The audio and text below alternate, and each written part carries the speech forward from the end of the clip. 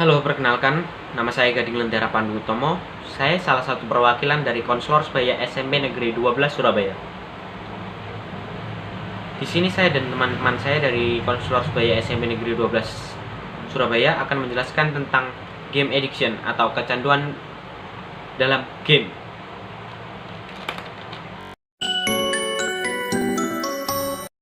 Adiksi, perilaku yang tidak sehat yang sulit untuk dihentikan atau diakhiri oleh individu yang bersangkutan yang akan menimbulkan dampak negatif bagi individu itu sendiri maupun orang lain.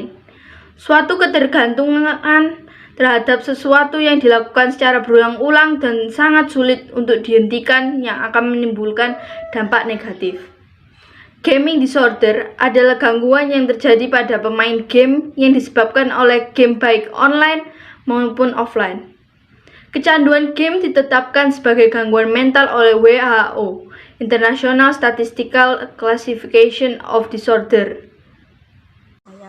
Kali ini saya akan menjelaskan ciri-ciri kecanduan game. Yang pertama, tidak bisa berhenti bermain game. Yang kedua, memprioritaskan game daripada aktivitas yang lain. Yang ketiga, terus-menerus bermain game meskipun ada dampak negatifnya. Yang keempat, merasa murung, stres, atau marah ketika tidak bisa bermain game. Kelima, selalu menghamburkan uang jika bermain game. Meskipun begitu, game tidak selamanya memiliki dampak buruk, namun juga memiliki dampak positif, seperti adanya edukasi yang baik. Tapi ingat, bukan berarti kita diizinkan bermain game berlebihan, karena seringnya bermain game akan memunculkan dampak negatif. Menurut psikologi, game tetap memiliki dampak positif. Contohnya adalah bermain game namun dibatasi dengan waktu 5 jam per minggu. Tidak hanya itu, psikologi juga menjelaskan tentang gaming disorder. Gaming disorder adalah kasus yang jarang terjadi, namun belum banyak penelitian mengenai gaming disorder karena masih butuh banyak penelitian untuk menetapkan gaming disorder sebagai gangguan jiwa. Gaming disorder masih diragukan karena banyak orang yang menjadikan game sebagai emotional release atau meredakan ketegangan emosional atau menghilangi stres. Meskipun demikian, bermain game berlebihan tetap dapat mengganggu. Di antaranya adalah yang pertama, gangguan fokus perhatian. Yang kedua, distorsi waktu. Yang ketiga, penundaan aktivitas. Yang keempat, kurang sistematis. Terima kasih. Meskipun demikian, bermain game berlebihan tetap dapat mengganggu. Di antaranya yang pertama, gangguan fokus perhatian, kedua, distorsi waktu, ketiga, penundaan aktivitas atau prokrastinasi, dan yang keempat, kurang sistematis. Ada juga penyebab adiksi game. Yang pertama adalah panjangnya waktu yang digunakan untuk game. Yang kedua, keterikatan dengan game. Yang ketiga, keterputusasaan dengan lingkungan. Yang keempat, dosis kesenangan atau penguatan. Dan yang kelima, lingkungan yang aversif atau tidak menyenangkan secara konsisten. Di sini saya akan menjelaskan apa saja sih manfaat main game dan berapa waktu ideal untuk bermain game. Yang pertama ada manfaat bermain game. Manfaat pertama adalah melatih menjadi problem solver yang andal. Maksudnya adalah melatih kita untuk bisa menyelesaikan masalah. Problem solver sendiri itu adalah menyelesaikan masalah kan intinya. Yang kedua ada bikin jago bahasa Inggris. Maksudnya apa? Kenapa kok bisa bikin jago bahasa Inggris? Dikarenakan rata-rata game yang kita mainkan itu berbahasa Inggris, entah itu teksnya atau voice overnya. Yang ketiga ada mengasah teamwork. Kenapa kok bisa mengasah teamwork?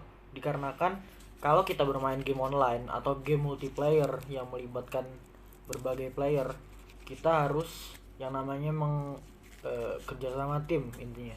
Kita harus menggunakan kerjasama tim supaya bisa memenangkan game tersebut. Jadi kita bisa mengasah teamwork kita di situ. Yang keempat ada menghasilkan uang. Kok game bisa menghasilkan uang sih? Padahal kan cuma buat senang-senang. Sebenarnya bisa. Kita bisa menghasilkan uang dari contohnya jual beli akun, jual beli item dari game tersebut, atau menjadi streamer, ataupun bermain kompetitif menjadi pro player. Kita bisa mendapatkan uang-uang dari situ. Tetapi mungkin itu bukan suatu yang membuat kita menjadi bermain game jadi fun. Jadi kalau misalnya kita untuk fungsinya bermain game untuk menghasilkan uang, itu berbeda lagi. Yang kelima ada halau stres dan depresi. Maksudnya apa? Ketika kita bermain game, kita pasti have fun dan pasti seru. Ya intinya pasti seru. Kalau itu pun kalau misalnya kalian bermain gamenya dalam jangka waktu yang tidak terlalu lama. Kalau terlalu lama kalian akan bosan dan pasti tidak akan fun lagi. Yang keenam ada bikin kreatif. Yang ketujuh ada nambah teman dan relasi. Maksudnya apa? Kenapa kok bisa nambah teman dan relasi? Dikarenakan kalau kita bermain game online, kita bisa nambah teman dan relasi kita. Entah itu teman dari sosial media, entah itu teman dari online, intinya teman dari online kalau kita bermain game online. Yang terakhir, kita bisa mengontrol sesuai profesi impian. Itu adalah manfaat-manfaat kita bermain game. Untuk berapa waktu ideal untuk bermain game? Sebuah penelitian di Oxford menjelaskan bahwa anak-anak yang bermain game setidaknya 1 jam dalam sehari cenderung lebih bahagia masa kecilnya dibandingkan anak yang tidak pernah bermain game sama sekali. Tapi kembali lagi kepada inti pembahasan bahwa bermain game itu tidak boleh over atau berlebihan. Jadi kita boleh bermain game, kita bisa bermain game dengan bahagia, dengan fun, itu sehari sejam. Tidak boleh over, maksudnya berlebihan, kayak mungkin sehari 8 jam. Tapi berbeda lagi kalau kalian untuk bermain game untuk kompetitif. Oh iya, beberapa bulan belakangan ini kan kita sebagai pelajar belajar di rumah nih. Mungkin juga kita lebih sering menggunakan waktu kita di rumah untuk bermain game daripada mengikuti pelajaran online di sekolah maupun mengerjakan tugas sekolah yang diberikan oleh guru. Kita lebih suka menghabiskan waktu untuk bermain game, dan bermain game. Dan mungkin ada beberapa orang tua di luar sana yang sudah bingung untuk menangani anaknya yang sudah terkena game addiction atau kecanduan dalam game selama beberapa bulan terakhir ini. Dan mereka juga mungkin bertanya-tanya, bagaimana sih cara dan langkah-langkah untuk mengubah kebiasaan bermain game terlalu lama dan berapa lama untuk membentuk kebiasaan baru. Menurut Philip Palelli, peneliti psikologi kesehatan University College London, dalam sebuah penelitiannya dengan timnya yang diterbitkan dalam European Journal of Social Psychology, rata-rata dibutuhkan lebih dari 2 bulan sebelum perilaku baru menjadi otomatis. Perilaku baru terbentuk dapat sangat bervariasi tergantung pada perilaku orang dan keadaan pribadinya sendiri.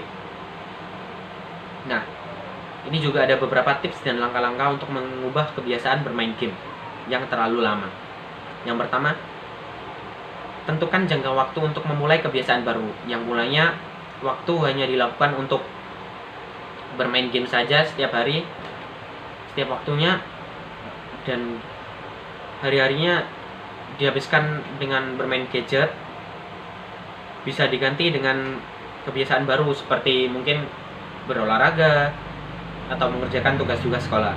Yang kedua, kurangi waktu bermain sedikit demi sedikit.